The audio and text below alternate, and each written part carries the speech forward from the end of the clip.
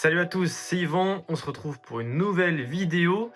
Ah non pas tu signes ou tu signes pas, tout simplement puisqu'on le fera en live ce soir à 21 h sur mon compte TikTok Yvan parle foot avec Mercato Club. On débattra des rumeurs non pas des 24 dernières heures, mais des 48 dernières heures, puisque comme vous l'avez pu le constater, il n'y a pas eu d'épisode non plus hier. Donc un gros live pour se rattraper. Et donc aujourd'hui, une vidéo un petit peu différente avec le retour des 11. En effet, depuis une semaine, plusieurs joueurs ont mis fin à leur contrat avec leurs anciens clubs et sont donc libres de tout contrat. Alors certains ont déjà retrouvé preneur, avec Jonathan David du côté de la Juve notamment, ou encore Angel Gomez à l'OM, mais d'autres n'ont pas encore trouvé preneur. Et c'est pour ça qu'on va faire un 11 aujourd'hui, des joueurs encore libres de tout contrat. Allez, on commence par le poste de gardien de but, où là, pas mal d'anciens joueurs de Ligue 1 sont disponibles libres de tout contrat, notamment l'ancien Lensois Mathieu Ryan, ou encore l'ancien de Montpellier, Dimitri Berthaud, un temps convoité par Guingamp, le gardien portugais Rui Patricio, passé par Wolverhampton et champion d'Europe en 2016. Mais moi, finalement, j'ai préféré partir sur Yvon Mvogo, qui a quitté Lorient cet été. Élu meilleur gardien de Ligue 2, il a grandement permis au club de remonter en Ligue 1 et d'être sacré champion de France. Il a réalisé une grosse saison en effectuant notamment 13 clean sheets en Ligue 2 et en concédant très peu de buts, une vingtaine. Donc voilà, c'était une des meilleures défenses de Ligue 2 et c'était notamment grâce à lui. Comme je l'ai dit, il a été élu meilleur gardien du championnat. Alors moi, personnellement, je serais plutôt parti sur Samassa de Laval, mais c'est une récompense plutôt juste quand même. Et c'est un gardien surtout qui est encore sélectionné avec l'équipe de Suisse. Il a notamment été titulaire en Ligue des Nations contre l'Espagne. Et voilà, encore une belle cote sur le marché. Il a donc décidé de quitter Lorient malgré la montée en Ligue 1. Et je pense qu'il aimerait bien rester en première division dans un top 5 européen. Et pour moi, il a clairement le niveau. Pourquoi pas revenir en Bundesliga? On essaie qu'il est passé du côté de Leipzig, mais il n'a pas réussi à s'imposer. Ou alors, s'il veut par exemple jouer des compétitions européennes, pourquoi pas retourner du côté de la Suisse pour être sûr d'être un titulaire, notamment du côté de Bâle qui a été champion de Suisse. Et comme ça lui permettra peut-être de figurer dans le groupe des 26 de la Nati en vue de la Coupe du Monde 2026. On passe maintenant au poste de latéral droit, où pas mal de joueurs de Première Ligue ont été libérés de leur contrat justement, et sont plutôt intéressants. Je pense à Tomiyasu d'Arsenal, mais qui a malheureusement eu pas mal de blessures. Kyle Walker-Peters, qui normalement devrait bientôt retrouver un club. Ou encore Nelson Semedo, l'international portugais, champion de la Ligue des Nations en juin dernier, et qui malheureusement a un gros salaire. Et donc pour ça que j'ai plutôt opté sur Vladimir Soufal, passé par West Ham, international tchèque qui va bientôt avoir 33 ans. Il a vécu une saison assez compliquée avec l'arrivée d'Aaron Wan-Bissaka, mais juste avant il a fait une saison très complète en Première Ligue, mais également en Ligue Europa. Il avait remporté la Ligue Europa Conférence, pour rappel, la saison d'avant, où il a été important. Il avait donc fait une grosse saison en 2023-2024, délivrant 7 passes décisives, l'un des latéraux les plus prolifiques dans l'exercice. Et en plus de ça, c'est un joueur qui a été important en Ligue Europa, puisqu'il a été titulaire à chaque match, quasiment. C'est un joueur qui compte aussi une cinquantaine de sélections avec la République tchèque, qui a disputé le dernier Euro en Allemagne, où il a été titulaire dans ce rôle de piston. Malheureusement, la République tchèque n'a pas réussi à sortir des poules. Mais voilà, c'est un joueur qui vraiment a une grosse expérience, qui effectivement pourrait sans doute revenir du côté de la République tchèque. On sait qu'il était avant au Slavia Prague, et souvent les joueurs aiment bien faire le chemin retour. Maintenant, à 33 ans bientôt, je pense qu'il a encore quelque chose à donner au top 5 européen. C'est un joueur qui pourrait être notamment intéressant dans un rôle de doublure dans des clubs qui jouent des Coupes d'Europe pour apporter son expérience, ou alors dans des clubs qui jouent le maintien, voire un peu plus, qui espèrent pourquoi pas passer en première partie de tableau à la fin de la saison 2025-2026, notamment en Serie A ou en Bundesliga, dans des clubs qui se jouent à 3 derrière. Mais moi en tout cas je trouve que c'est encore un peu tôt pour lui de revenir en République tchèque. En défense centrale, plus de choix. Par contre, forcément des joueurs avec des gros salaires. Je pense notamment à Kurt Zouma ou encore Victor Lindelof, qui sont entre guillemets les joueurs les mieux valorisés d'après Transfermarkt parmi les joueurs encore libres de tout contrat. Alors j'ai décidé de choisir plutôt un ancien Marseillais, Chancel Bemba, qui n'a pu jouer depuis une saison, mais qui a montré des choses très intéressantes auparavant, qui en plus de ça est toujours un titulaire indiscutable en sélection nationale, il est le capitaine du Congo, et voilà, je pense que c'est un joueur qui a envie de retrouver les terrains dans un bon niveau, et pourquoi pas notamment du côté du Paris FC, on sait qu'il y avait un intérêt du club promu, qui aimerait bien associer expérience de la Ligue 1 à jeunesse, donc pourquoi pas avec Chancel Bemba, mais en tout cas c'est vraiment un défenseur central qui n'a pas aujourd'hui une grosse valeur marchande, seulement 2 millions d'après Transfermarkt, mais qui est clairement un défenseur à relancer, et je pense qu'il pourra énormément apporter à des petits clubs qui n'ont pas beaucoup de budget. À voir maintenant au niveau du salaire, les prétentions qu'il aura, mais vu qu'il n'a pas joué pendant une saison, je pense qu'il sera d'accord de les baisser un petit peu pour espérer en tout cas disputer encore des compétitions européennes à l'avenir. Pour l'accompagner, j'hésitais entre deux joueurs. D'abord le Marocain Abdel Abkar, libre de tout contrat depuis son départ d'Alaves. Il est devenu international marocain il y a un an et souvent dans la liste du Maroc en sélection, mais n'est pas toujours un titulaire. Et malheureusement, il s'est blessé aux ischio en fin de saison. Donc je ne sais pas s'il est remis. Pour ça que je ne l'ai pas pris comme un titulaire, mais c'est clairement un joueur d'avenir. Il a que 26 ans. Il a fait 2 grosses saisons en Liga. Et je pense que continuer dans le championnat espagnol ou rejoindre par exemple la Ligue 1 et un club qui vise justement les places en Ligue Europa ou Ligue des Champions, ça serait plutôt un bon choix pour lui. Mais du coup, j'ai privilégié l'Albanais Adrian Ismaili, qui vient d'être relégué avec Empoli et qui est un défenseur central très solide de Serie A. Empoli avait fait un bon début de saison, notamment grâce à lui, défensivement, en enchaînant les 6 premiers matchs, aucune défaite. Malheureusement, ça a été plus compliqué par la suite, puisque le défenseur central international albanais, qui a d'ailleurs disputé également l'Euro 2024 en tant que remplaçant, a malheureusement été blessé à 2 reprises, ce qui fait qu'Empoli a dû faire sans lui et malheureusement enchaîner 16 matchs sans victoire en championnat. À son retour, c'était un petit peu mieux, mais malheureusement, il n'a pas pu empêcher la relégation du club. Il est aujourd'hui valorisé à 6 millions d'euros et c'est clairement un défenseur central d'expérience, solide dans les duels, qui je pense ferait du bien à une équipe qui joue le maintien, premièrement, dans un système pourquoi pas à 3 centraux, voilà, en Ligue 1, en Bundesliga ou en Serie A. Je pense que son style de jeu ne conviendrait pas forcément à la Liga ni à la Première Ligue, mais voilà, dans un club qui joue à 3 centraux, je prends un exemple par exemple en Ligue 1 du RC Lens ou de la GOCR selon les ambitions, ça pourrait être intéressant, ou même du côté de la Serie A, voilà, un club promu, ou même par exemple Como qui cherche à avoir des joueurs d'expérience à associer avec les joueurs talentueux qui recrutent. Je trouve que c'est une solution plutôt intéressante pour un joueur libre de tout contrat. Et pour terminer la ligne défensive, le poste d'arrière gauche, où là aussi des joueurs vraiment intéressants, passés par la première ligne, Junior Firpo notamment, qui avait failli prolonger du côté de Leeds. J'en avais parlé dans mon mercato parfait, il était censé le faire, il a fait une bonne saison en Championship.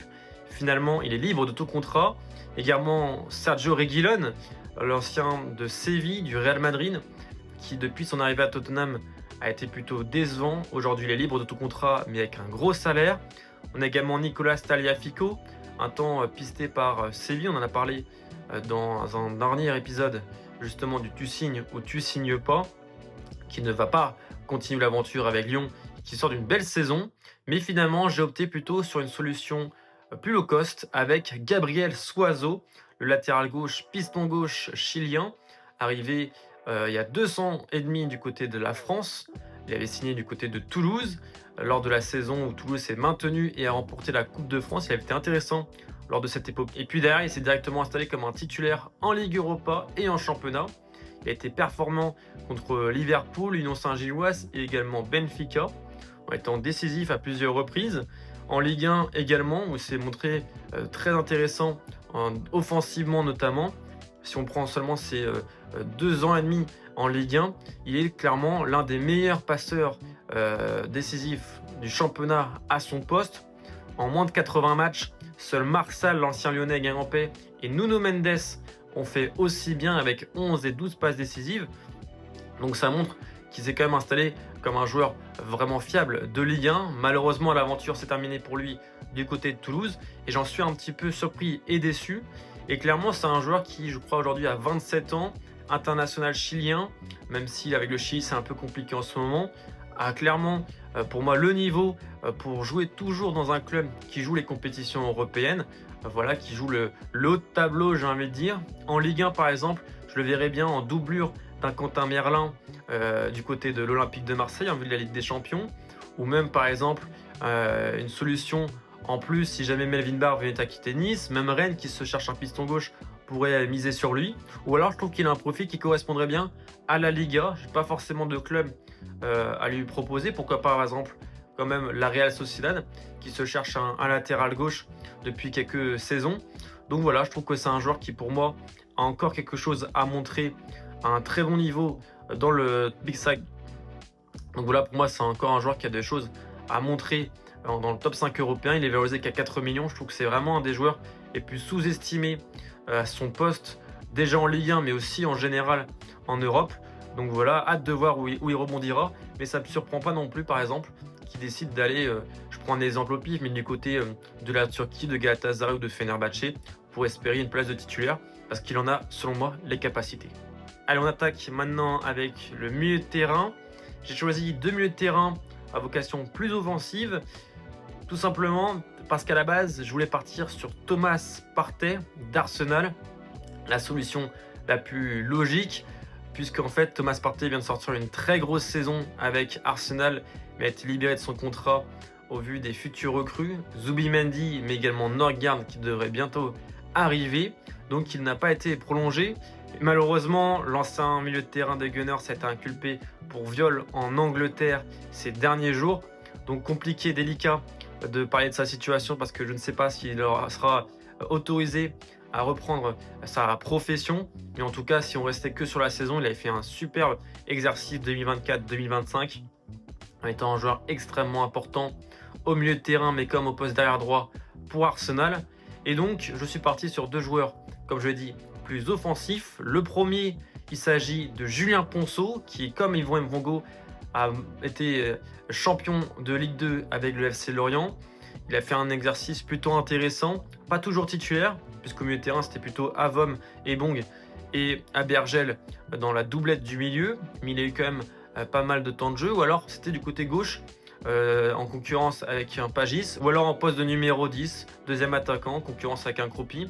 Voilà, il a eu un peu de temps de jeu, il a fait une saison plutôt intéressante, il est valorisé aujourd'hui à 4 millions d'euros, et je suis certain qu'il pourra trouver un projet dans un club, soit en Ligue 1, par exemple Saint-Etienne, qui se cherche un milieu de terrain créatif. Je trouve qu'il pourrait apporter clairement dans l'entrejeu stéphanois, ou même du côté de Montpellier, pour remplacer par exemple un TJ Savanier dans le profil.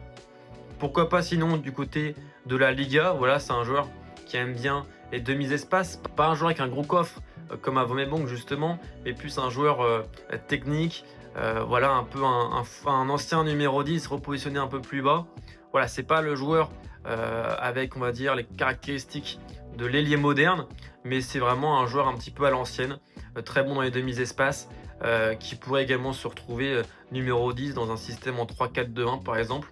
Donc voilà, je pense qu'il peut espérer avoir une bonne place en tant que milieu de terrain 8 assez offensif ou numéro 10.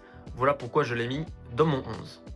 Et pour l'accompagner, un ancien joueur de Ligue 1 qui n'a pu jouer depuis quasiment 6 mois, et notamment du côté de Samsun Spor, qui est un peu la surprise de la Super League, puisque Samsun Spor a terminé 3e du championnat turc. Il a fait une première saison intéressante en Turquie, avant malheureusement, comme plusieurs joueurs, d'avoir des difficultés avec la direction, notamment au niveau du salaire. Donc il a été un petit peu mis de côté. Et là, aujourd'hui, il est libre de tout contrat et je le verrai vraiment bien rebondir en Ligue 1. Pourquoi pas un retour du côté d'Angers. On sait qu'Angers n'a pas beaucoup de moyens financiers et ça pourrait être une belle possibilité pour l'entrejeu.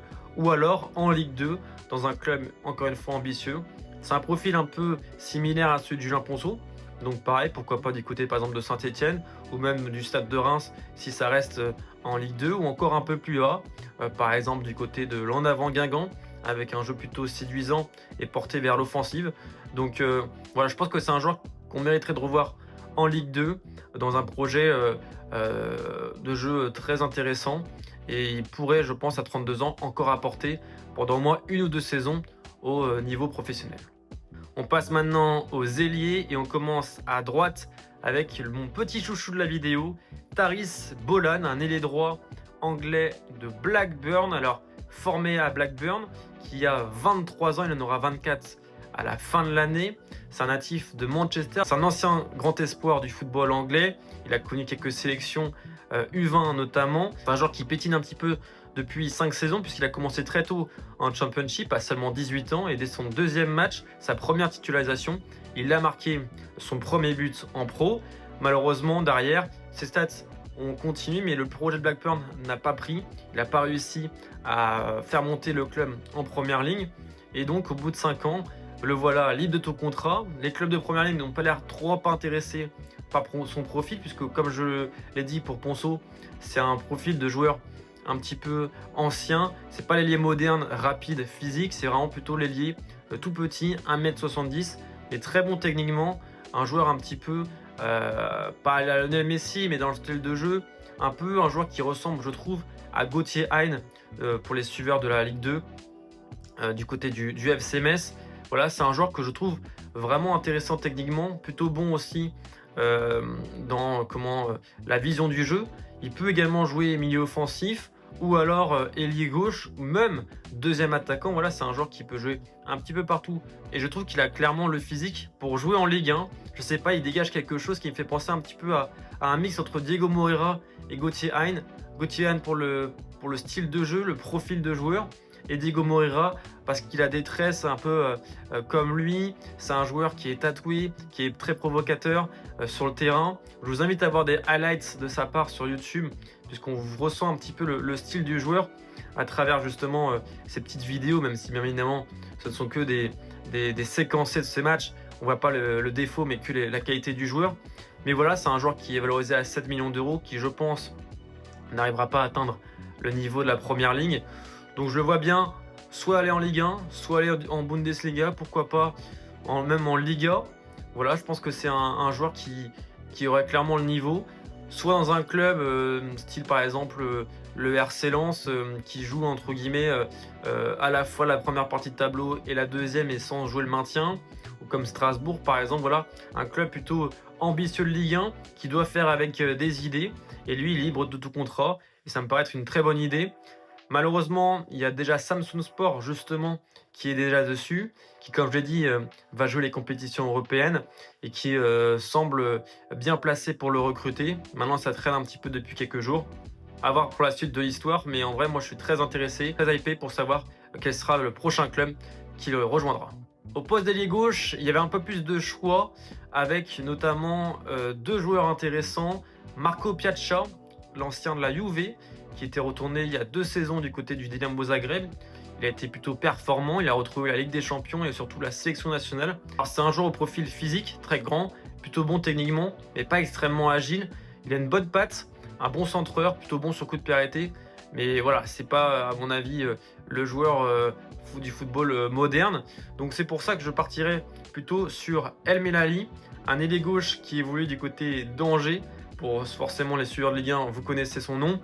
C'est un joueur qui est arrivé il y a 7 saisons en provenance de l'Algérie du côté d'Angers.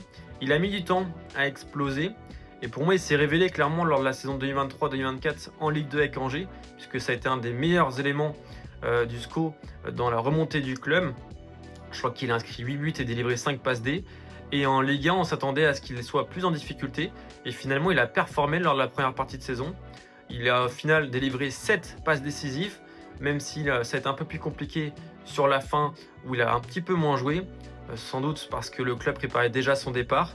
Donc voilà, c'est un joueur qui avait quelques soucis au niveau du comportement, qui parfois des exigences salariales aussi importantes. Donc voilà, difficile on va dire de faire un choix vraiment tranché, mais quand même pour l'Algérien, qui est un international algérien, qui va essayer de gagner sa place pour la CAN. Donc j'ai hâte de suivre pareil le club qu'il va rejoindre. Ça parlait à un moment donné d'intérêt de Zamalek en Égypte, mais finalement ça a l'air de traîner depuis plusieurs semaines. Donc à voir. Et enfin on conclut par les deux attaquants, des joueurs qui ont fait une grosse saison, qui sont connus pour être des serial buteurs. Le premier c'est Luc de Jong, attaquant star du PSV Eindhoven, qui a fait encore une plutôt bonne saison, en inscrivant une quinzaine de buts et délivrant pas mal de passes D. La saison d'avant, il avait inscrit, je crois, quasiment 30 buts en championnat. Il avait vraiment explosé les compteurs. Et finalement, malgré une place de titulaire indiscutable et le brassard de capitaine, il a décidé de ne pas poursuivre l'aventure du côté du PSV Eindhoven. Pour moi, c'est clairement un joueur qui doit continuer à évoluer dans un club qui joue avec des champions. C'est un joueur qui a vraiment marqué les esprits lors de son passage à Barcelone, où il était beaucoup critiqué au début. Et finalement, il a un petit peu changé l'opinion publique en, on va dire, en se battant un petit peu un joueur à la Olivier Giroud. Voilà, pas forcément le plus beau à avoir joué, mais toujours efficace, c'est important pour une équipe. Et c'est clairement un leader, un joueur hyper respectable. Et moi, j'aimerais vraiment le voir.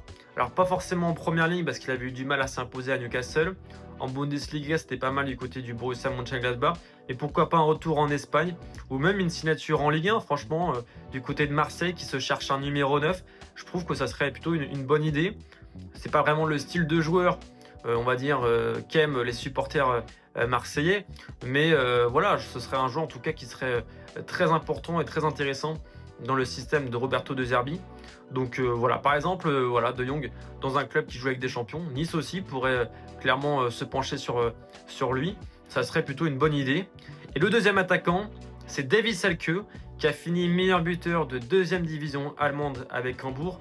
Il a inscrit 22 buts, permettant largement à Hambourg de retrouver enfin la Bundesliga. Ça faisait plusieurs années qu'il l'attendait.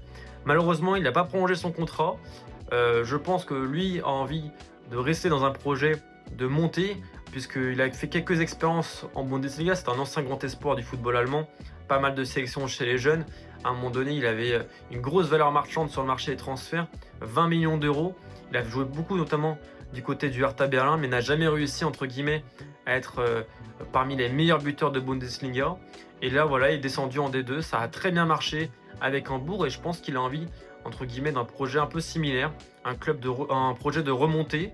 Donc voilà, si par exemple Saint-Etienne qui se cherche un nouvel attaquant avec le départ d'Ibrahim Sissoko, et si jamais il reste encore un petit peu d'argent, aussi même Lucas Tassar est à partir, je pense que c'est un attaquant qui pourrait clairement les aider à remonter. Ou alors, puisque c'est un profil très physique, 1m95, un genre vraiment très bon de la tête, je le verrais bien du côté de la Championship, par exemple. Voilà, on sait que Leicester a perdu un certain Jamie Vardy devant, c'est pas du tout le même profil, mais en tout cas, c'est peut-être qu'un Davy Selke pourrait leur permettre justement de remonter et voilà, d'apporter un plus dans un championnat très physique. Donc voilà, un joueur également à surveiller cet été. Il a la trentaine d'années, l'expérience pour faire remonter un club. Donc si des clubs sont ambitieux, n'hésitez pas à aller le chercher, ce Davy Selke. Voilà, c'est la fin du 11. J'espère qu'il vous aura plu. J'espère que je vous ai fait aussi découvrir certains joueurs. Moi, je vous dis donc à ce soir pour le live TikTok avec Mercato Club.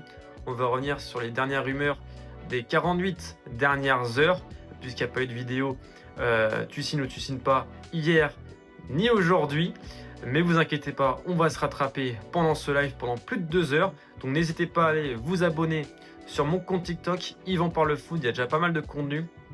On est 10 000 abonnés dessus, donc ça a plutôt bien pris au niveau de la communauté. Donc n'hésitez pas à me rejoindre pour ne pas louper le live et à vous abonner également au compte de Mercato Club qui fait vraiment du bon contenu. Donc voilà, n'hésitez pas à vous abonner et à suivre le live dès ce soir. Et moi donc, je vous dis à demain matin si vous n'êtes pas là pour la matinale Mercato du mercredi 9 juillet. Bonne soirée à tous, ciao.